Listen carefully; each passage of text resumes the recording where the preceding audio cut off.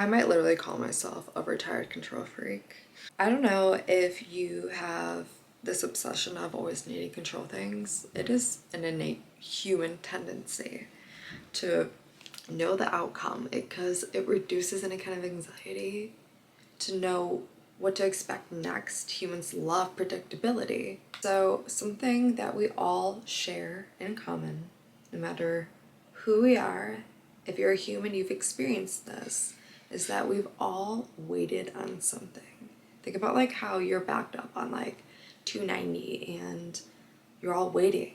Like honking doesn't do anything. Like God hears your honks.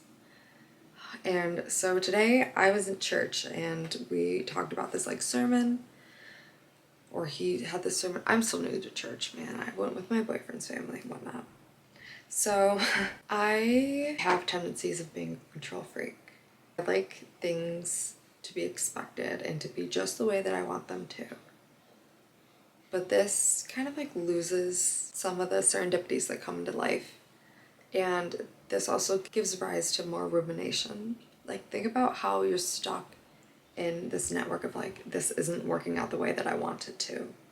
Or this isn't what I want. I want to have that job. I want to have that wedding. I want to have that graduation. Like all of these things that we're always waiting for. And it's with the idea of like, what is wrong with the here and now? With waiting too, I always think about like ADHD, OCD, like having that fixation of there are only two times. There's now and then there's not now. And then there are like hyperfixations of like, this is what I want. This is what I want. How can I do everything in my power to make sure I get what I want? But with humans, our brains and the ability to force something can only go so far. There are so many things that we don't have control over. Like everyone has free will. We can't control the weather and like external circumstances of, oh, they got the job and you didn't. Or there's rain and now we can't have that party that we all wanted. Or like they had to do layoffs at your dream job or something. This sermon talked about a couple Bible verses and whatnot about praying to the sovereign Lord. And sovereign means like the supreme power, the all ruler, the guy that controls everything. That's God. Maybe that's God's angels, universe, whoever that higher power is for you. And praying to that higher power puts that control off of you onto something greater. Now, I'm going to take a few steps back. With religion, with believing in a higher entity, whether that, again, God, universe, whatever, there were studies that compared between atheists and people who believed in a higher power and just how their outlook on life was much more healthy, improved, well, when you have that higher entity to display some of that need of control onto. This also reflects what we call like the default mode network of like, where does your brain settle at baseline? Are you grateful that you have another breath or another opportunity at life no matter what happens? Or are you going to be settling in rumination of, why can't I be this person? Why can't I have this? Why can't I have that? And yes, I'm getting into neuroscience, but think about like when you're just sitting, waiting for something to happen, where does your mind go to? And so with the act of having a higher power, of saying like, thank you God, the universe, for helping guide me through this hard time of waiting and wanting something, that displacement can help your anxiety, can help you let go of that control, so you know that you feel confident in what you've already done and allow something to come to you when the time is right, with like that divine power, that divine timing. And it also lets you see if that's something that's really meant for you. Have you ever thought about the times that like you're sitting and you're like, wow, like if I didn't end up with that guy that I was obsessed with, or like that job that I really thought I wanted, I wouldn't have this other entity that I have now acquired in the future, I wouldn't have this beautiful opportunity because I was so obsessed with what I had before. And if you keep on trying to force something that isn't working or isn't worth what God doesn't have planned for you, and then that's only going to bite you. It's only going to hurt you more than if you actually let go and allowed something greater to come into your life. And there's also that serendipity. Like if you just let go of like, okay, this is how I want my life to be, there are opportunities that like you don't even know that are possible. And being open to allowing more to come into your life, whether you're like, you don't even need to like wait, but just like allowing yourself to be open to opportunities and just exploring and connecting with people, that is your time for God to like sprinkle in his magic. Like, hey, this interaction is going to bring you some happiness today. Or even like the other way, like this interaction is going to bring someone else happiness and in turn is going to improve the quality of your life for a period of time.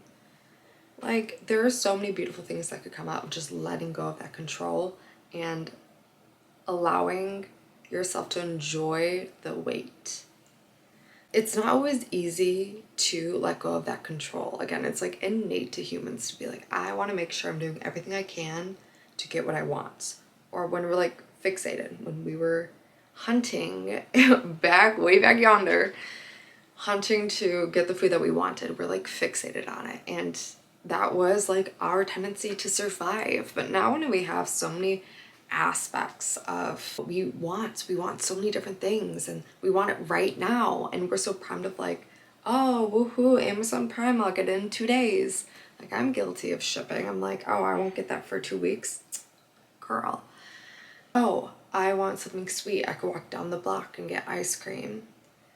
But we need to allow for beautiful things to come in. And sometimes if this is something that's life-changing, like shifts your whole life course, or this is like your life partner, something this big is going to take so long to come into your life, but it'll feel so good and so worth it when it does. When we reflect on what we're capable to do of humans, this is like a time that we can sit and be like, okay, I'm waiting for this to happen. But I know me as a human, I am not capable of that. So I'm going to give my power to the sovereign Lord, to the universe, to whoever, and allow that to come to fruition. And if you are like ADHD and OCD and like think about how this can transpire for you, it could be like, oh, I'm writing down my goals and just reflecting on them every so often and knowing that I'm taking action in what is within my control. There's so much power and strength in waiting and using that mental reflex of, I know I don't have it right now. I'm going to be happy where I am right now and know that there is something bigger working on what's meant for me. And I know that with this big picture, this beautiful life that I want to live, I know it's coming. It's something that I can't deliver now, but we have the capacity to keep waiting. And that's gonna connect us more with our higher power and with the people around us. The pastor like ends the sermon talking about how there was this like waiting.com, and it talked about how people who had loved ones in comas would go together to just like ask for support, but it was ended up being like a beautiful community to connect with each other and talk about their experience and just support each other through this hardship. And sometimes when we are in these low points, this is our time to connect with God and with like our friends, our family, and look at like what we can do within ourselves to have love and joy and all those good things. And between this, having a higher power and just allowing for things to flow as they should, your default mode network, where your brain kind of settles in, will start shifting into something that will help you be the person that you want to be in your everyday situations and in life. Because it's Sunday Night Football, hungry and screaming. But with this, like when you have hardships of waiting and obsessing about something you don't have, that's only going to drown you down more. So I empower you and I encourage you to do the best that you can to use some of these techniques to put your worries into something greater. If you guys are interested, feel free to check me out. I would love if you liked, subscribe to my channel, and I will see you next time.